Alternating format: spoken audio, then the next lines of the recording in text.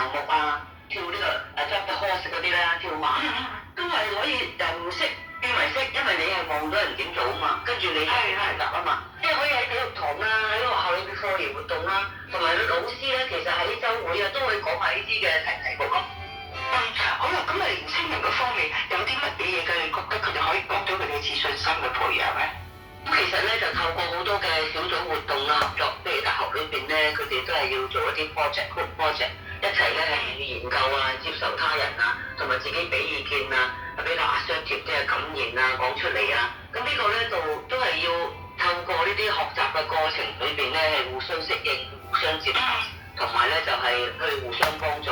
咁呢啲咧都係我哋社會咧希望可以係加強啲嘅。咁我哋今日咧非常之多謝呢個嶺南大學嘅心理學系系主任蕭愛玲主任咧，同我哋講咗咁多能夠幫助青少年喺呢個嘅心理同埋精神健康嘅改善。咁你有機會再跟進，相信呢啲嘅方法或者提供嘅意見咧，都能夠幫助咧而家嘅所有年紀嘅人咧，增加佢哋嗰個精神同埋情緒健康嘅。多謝晒你，蕭主任。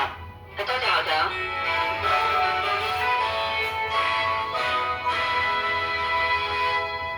係時候轉純電貨 van 啦！嚟英之傑買 Maxus E-Deliver 5純電貨 van，電費平，保養平，營運成本比柴油貨 van 慳超過60%，仲有6座添。登場價29萬8起，出車即享震撼優惠，價值高達